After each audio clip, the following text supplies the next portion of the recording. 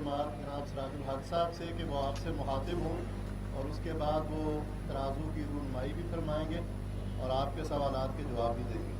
मोहतरम जनाब सिराजुल हक साहब।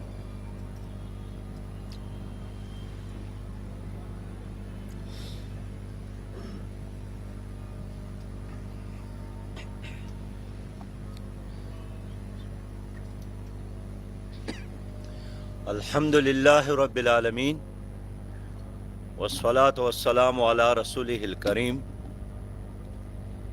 अम्मा बाद फ़अऊज़ु बिल्लाहि मिनश शैतानिर रजीम बिस्मिल्लाहिर रहमानिर रहीम नस्रुम मिनल्लाहि व फ़त्हुन क़रीब व बश्शिरिल मुअमिनीन सदक़ल्लाहुल अज़ीम।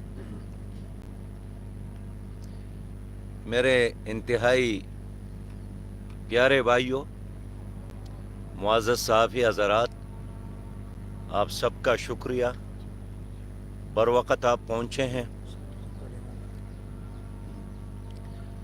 मेरे भाइयों, एक अरसे से हम ये कह रहे हैं कि पाकिस्तान की तबाही और बर्बादी और मुआशी बहरानों का बुनियादी ज़िम्मेदार पाकिस्तान का करप्ट अशराफिया है और इस करप्ट अशराफिया की वजह से हमारे मुल्क में गुर्बत है। करप्ट अशराफिया की वजह से हमारे मुल्क में तबाहकुन महंगाई है, कमर तोड़ महंगाई है। करप्ट अशराफिया की वजह से हमारे मुल्क का बासलाहियत नौजवान बेरोज़गार है। करप्ट अशराफिया की वजह से हमारे मुल्क का शहरी अपनी छत से महरूम है। करप्ट अशराफिया की वजह से गरीब का बच्चा तालीम से महरूम है। करप्ट अशराफिया की वजह से हमारे ज़मीनें बंजर पड़ी है। पाकिस्तानियों को साफ पानी नहीं मिल रहा है और इज्जत के साथ जीने से अगर पाकिस्तानी लोग महरूम हैं तो उनकी बुनियादी वजह मुल्क में मौजूद करप्ट अशराफिया है। लेकिन आज वर्ल्ड बैंक और पाकिस्तान के कंट्री डायरेक्टर, उन्होंने भी हमारी इस बात की तस्दीक की है कि पाकिस्तान की तरक्की के रास्ते में अशराफिया ही रुकावट है और ये करप्ट अशराफिया है जो हर साल 17.7 बिलियन डॉलर का जाती है। बाहर से जो भी कर्जे लाए जाते हैं, वर्ल्ड बैंक के कहने के मुताबिक उसका फायदा गरीब इंसान को नहीं मिलता है। उसका 90% फायदा हमारा यही अशराफिया उठा रहे हैं। और आज उन्होंने इस बात की तस्दीक की है जो हमारा एक मुस्तकिल बयानिया है कि पाकिस्तान का मुआशी मॉडल नाकारा हो चुका है और ये सोच अब आम हो गई है कि अब इस मुआशी मॉडल को, स्ट्रक्चर को, सिस्टम को तब्दील करने की ज़रूरत है। अब सवाल यह है कि ये करप्ट अशराफिया है कौन? क्या ये जिन्नात का नाम है? क्या कोई खलाई मखलूक का नाम है? ये करप्ट अशराफिया पाकिस्तान का वो सियासी माफिया है जो दर हकीकत लैंड माफिया है, ड्रग माफिया है, पेट्रोल माफिया है, डीजल माफिया है। और उन माफियाज ने सियासी झंडा उठाया है। ये रंग बदलता है, पार्टियां बदलते हैं और रोज एक नया रंग इख्तियार करता है। मैं इसलिए आज अपनी कौम से अर्ज करना चाहता हूं कि ये करप्ट अशराफिया जो कभी पीपल्स पार्टी की सूरत में, कभी मुस्लिम लीग की सूरत में, कभी जर्नैलों के साथ मिलकर, कभी पीटीआई की सूरत में और कभी किसी रंग और किसी शक्ल में तुम्हारे ऊपर 76 सालों से बरसर इक़्तिदार है। ان کی وجہ سے آج ہمارے ملک میں بجلی 1 یونٹ ہمارے عوام کو 56 روپے پر مل رہی ہے. ان کی وجہ سے گیس غائب ہے اور ہے بھی تو اتنا مہنگا کہ ایک عام انسان اس کے استعمال سے اب عاجز آ گیا ہے. ان سیاسی موسمی فرندوں کی وجہ سے آج پاکستان کے تمام ادارے ناکامی سے دوچار ہے. ہمارا عدلیہ نظام تباہ ہو گیا، نیب احتساب کا ادارہ ہے وہ ناکام ہو گیا، مقننہ قانون سازی کا ادارہ ہے وہ ناکام ہو گیا، ہمارے جو بنیادی صنعتی یونٹ تھے وہ ناکام ہو گئے. حتیٰ کسی زمانے میں پی آئی اے ساری دنیا میں پاکستان کا ایک پہچان تھا، وہ خسارے کا شکار ہو گیا. سٹیل مل تباہ ہو گیا، پی ٹی سی ایل تباہ ہو گیا، وابڈا تباہ ہو گیا. اور اس سیاسی اشرافیہ کی وجہ سے آج پاکستان اپنے پڑوسی ممالک سے پیچھے رہ گیا ہے. یہ میری بات نہیں ہے، یہ ورلڈ بینک کہہ رہا ہے کہ پاکستان اپنے ساتھیوں اور اپنے پڑوسی ممالک کے بنسبت ہر لحاظ سے بہت پیچھے رہ گیا ہے. اگر ہم عدالتوں کی بات کریں تو ہماری عدالتوں کا جو شمار ہے، فہرست ہے کارکردگی کے لحاظ سے، وہ دنیا میں 129 نمبر پر ہے، 129، اور مراعات لینے میں ماشاءاللہ وہ دنیا میں ٹاپ 10 میں شامل ہے.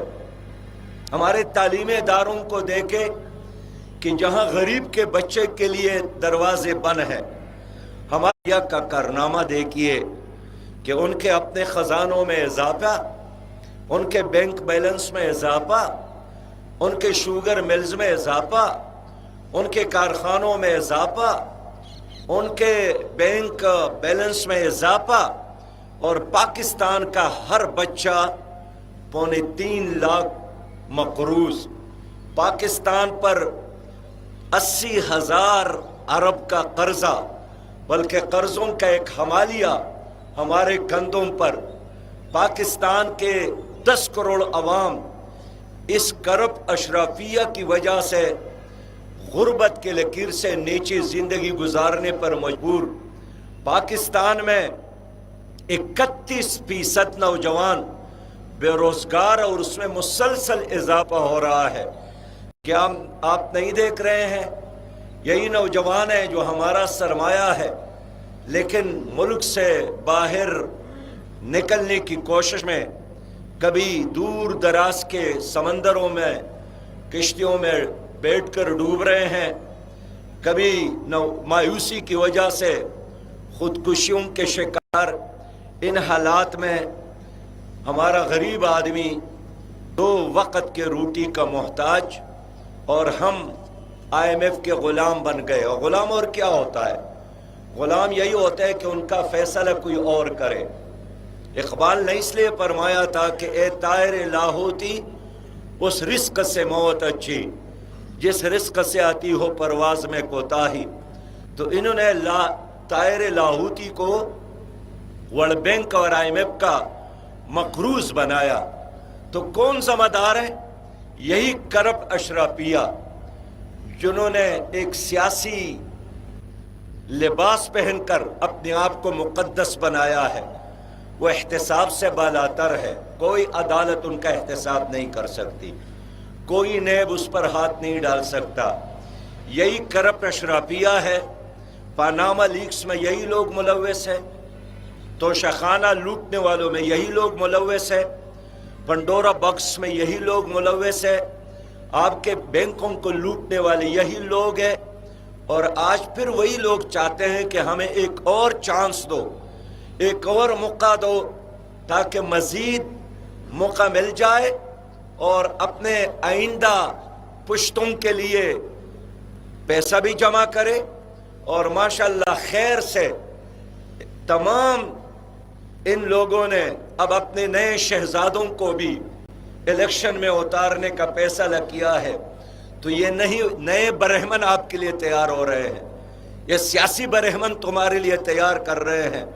न अपने कारकुन को इज्जत देने के लिए तैयार है, न गरीब को टिकट देने के लिए तैयार है, न सलाहियत की बुनियाद पर मनसब और ओहदे देने के लिए तैयार है। टिकट इनके खानदान के लिए, जो बच जाए फिर उन दूसरों के लिए। इन हालात में अवाम के साथ एक ही चांस और एक ही चॉइस और ऑप्शन है, वो जमात इस्लामी की सूरत में है, जो एक इस्लामी जमात है, नजरियाती जमात, जो एक तरक्की पसंद जमात है, जो एक हकीकी मानों में जमहूरी जमात है। और आपसे हम ये शेयर करना चाहते हैं कि ये तीनों बड़ी जमातें जो अपने आप को कहते हैं हम बड़ी जमात हैं, ठीक है, दौलत की बुनियाद पर और बंगलों और वसाइल की बुनियाद पर बड़ी तो हैं, लेकिन किरदार की बुनियाद पर ये सब एक जैसे हैं। ये बेनकाब हो चुके हैं, ये 1000 बार नाकाम हो चुके हैं, इनके साथ कोई बयानिया नहीं है। पाकिस्तान में पहले जमात बनती है, पार्टी बनती है, रजिस्टर हो जाती है, उसके लिए बाद में नजरिया और बयानिया तलाश किया जाता है। इसलिए कभी नून लीग, फिर वही लोग काप लीग, कभी पीपल्स पार्टी, फिर वही वज़रा पीटीआई में, अब किसी और आशियाने की तरफ सफ़र में, वो सब लोग महव सफ़र है। इन हालात में जमात इस्लामी ने एक नए अज़म के साथ इलेक्शन में हिस्सा लेने का फ़ैसला किया है। हमने एक तवील एक्सरसाइज और आवाम की मसाइल के हवाले से मेहनत की है और एक इनकलाबी मंशूर पेश किया है, और वो इनकलाबी मंशूर VIPs के लिए बेशक नहीं है, लेकिन वो गरीब किसान के लिए है, वो काश्तकार के लिए है, बेरोज़गार नौजवान के लिए है, ख़वातीन के लिए है, और पाकिस्तान में पाकिस्तानी बिरादरी गैर मुस्लिम अक़लियतों के लिए है, उन लोगों के लिए है जिनको सुनने वाला कोई नहीं है, जिनकी हालत देखने वाला कोई नहीं है, जिनकी आवाज़ किसी दरवाजे से अंदर नहीं जाती। उन तमाम आम लोगों के मसाइल पर जमात इस्लामी ने फोकस किया है, और हमने एक हकीकी तब्दीली की तरफ, एक हकीकी तरक्की की तरफ, एक हकीकी अदल और इंसाफ के निज़ाम की तरफ एक इनकलाबी सफ़र का आगाज़ किया है। अल्हम्दुलिल्लाह हमने अब तक 222 कौमी असम्बली के हलकों पर अपने उम्मीदवारान खड़े किए हैं, और इस तरह 520 सूबाई असम्बलियों के हलकों पर मेंबरान खड़े किए हैं। मैं आपको खुशखबरी देता हूँ कि हमने सबसे ज़्यादा टिकट नौजवानों को दी है, बासलाहियत नौजवान, तालीम याफ्ता नौजवान, और हम यही चाहते हैं कि 8 फरवरी एक ऐसा दिन हो जो इनकलाब का डे बन जाए। 8 फरवरी पाकिस्तान में ख़ानदानी सियासत के ख़ात्मे का दिन हो और जमहूर की हुक्मरानी का दिन हो। 8 फरवरी मोरसी सियासत के ख़ात्मे का दिन हो और गरीब अवाम की हुक्मरानी का दिन हो। इंशाअल्लाह ताला ये अफराद की बादशाहतें, ये ख़ानदानों की बादशाहतें, ये 8 फरवरी को हम हमेशा हमेशा के लिए ख़त्म करेंगे, और यहाँ हकीकी मानों में कानून की हुक्मरानी होगी। जमात इस्लामी कुरान और सुन्नत की बालादस्ती चाहती है। जमात इस्लामी उनके लाशों की आज़ाबी इसराइली फ़ौज ने काटे हैं और लाशों की बेइज्जती की है। मुहाजिरीन के खेमों को उन्होंने आग लगाई है।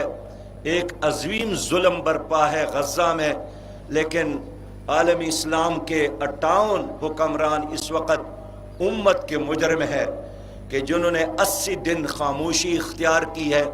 80 दिन हो गए कि क़यामत बरपा है, गज़ा में करबला बरपा है।